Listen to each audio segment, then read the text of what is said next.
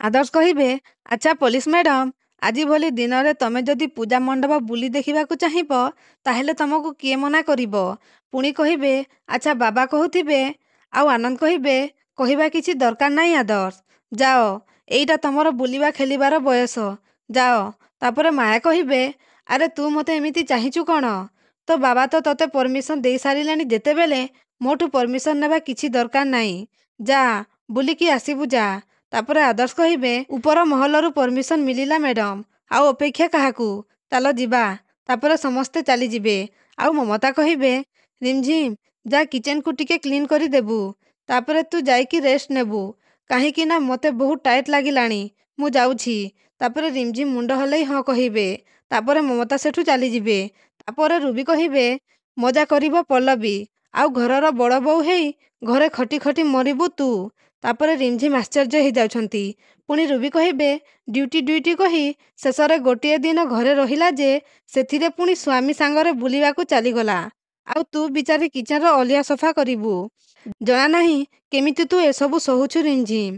ତୁ କ'ଣ ଦେଖିପାରିଲୁନି ଘରର ସବୁ କାମ କରିବାକୁ ପଡ଼ିବ ବୋଲି? ଏତେ ଚାଲାକରେ ଏଠୁ ଖସି ଚାଲିଗଲା। ତୁ ତ ଏ ଘରର ବୋହୂ ନୁହଁ, ଚାକରାଣୀ ହେଇଗଲୁଣି ରିମଝିମ୍। ଏବେ ତ ତତେ ସେହି ଦେବୀ ମା ହିଁ ସାହା ହୁଅନ୍ତୁ। ପରେ ଆଦର୍ଶ ଆଉ ପଲ୍ଲବୀ ରେଡି ହେଇକି ତଳକୁ ଆସିବେ। ଆଉ ଆଦର୍ଶ କହିବେ, ବାଏ ଭାଉଜ। ତାପରେ ପଲ୍ଲବୀ କହିବେ, ଅପା, ଆମେ ଆସୁଛୁ। ତାପରେ ରିମଝିମ୍ ତାଙ୍କ ରୁମକୁ ଆସି କହିବେ, ଆଇ ଆମ୍ ସରି ଗୌରବ, ମୁଁ ଆଜି ତମ ଇଚ୍ଛା ପୂରା କରିପାରିଲିନି। ବିଶ୍ୱାସ କର, ମୁଁ ମାଙ୍କୁ କହିବାକୁ ବାହାରିଥିଲି, କିନ୍ତୁ ତା ପୂର୍ବରୁ ପଲ୍ଲବୀ ଆଦର୍ଶକୁ ସାଙ୍ଗରେ ନେଇ ଯିବା କଥା କହିଦେଲା। ତାପରେ ଗୌରବ ରାଗିକି କହିବେ, ଛାଡ଼, ଏସବୁ ଆଉ ଆଲୋଚନା କରି ଲାଭ କ'ଣ? ମୁଁ ସିନା ତମକୁ ସାଙ୍ଗରେ ନେଇ ବୁଲିବାକୁ ଏକ୍ସାଇଟେଡ୍ ଥିଲି, କିନ୍ତୁ ତମର ତ ଏଥିରେ ଇଚ୍ଛା ନଥିଲା ଜଣାପଡ଼ିଲା ନା। ତମେ ଆଜି ପୁଣି ଥରେ ପ୍ରମାଣ କରିଦେଲ ମୁଁ ତମ ପାଇଁ ଯୋଗ୍ୟ ନୁହେଁ। ତାପରେ ରିମଝିମ୍ ରାଗିକି କହିବେ, ତମେ ଏତେ ବଡ଼ କଥା କହିବାକୁ ସାହସ କେମିତି କଲ ଗୌରବ? ହାଉ ଡେର୍ ୟୁ? ପୁଣି କହିବେ, ଗୌରବ, ତମେ ମୋ ପାଇଁ ଜୀବନ, ଆଉ ଦିନେ ବି ଏମିତି କଥା କହିବନି। ତାପରେ ଗୌରବ କହିବେ, ତାହେଲେ ତମେ ଏ କଥା ପଲ୍ଲବୀଙ୍କ ଆଗରୁ କାହିଁକି କହିଲନି? ମୁଁ ତମକୁ କେବେଠୁ କହୁଛି, ମାଙ୍କୁ କୁହ, ମାଙ୍କୁ କୁହ, ଶୁଣୁଛ ତମେ ମୋ କଥା? ତାପରେ ରିମଝିମ୍ କହିବେ, ଗୌରବ, ତମ ସାଙ୍ଗରେ ବାହାରକୁ ବୁଲିବାକୁ ଯିବାକୁ କ'ଣ ମୋର ଇଚ୍ଛା ନାହିଁ? କେତେବେଳେ ମୁଁ ମାଙ୍କୁ ଆଗରୁ କହିଥାନ୍ତି, ସେମିତି ସୁଯୋଗ ମୋତେ ମିଳିଲେ ତ। ଆଉ ଯେତେବେଳେ ସୁଯୋଗ ମିଳିଲା ମୁଁ ମାଙ୍କୁ କହିଥାନ୍ତି, ମା, ମୁଁ ଗୌରବଙ୍କ ସାଙ୍ଗରେ ପୂଜା ମଣ୍ଡପ ଦେଖିବାକୁ ଯିବାକୁ ଚାହୁଁଛି। ସେତେବେଳେ ସେ ପଲ୍ଲବୀ କହିଦେଲା, ମୁଁ ଆଉ କ'ଣ କରିଥାନ୍ତି କୁହ? ତାପରେ ଗୌରବ କହିବେ, ଛାଡ଼, ଏମିତିରେ ବି ପଲ୍ଲବୀଙ୍କୁ ଏସବୁ ବୁଲି ଦେଖିବାକୁ ଆଦୌ ସମୟ ମିଳେନି।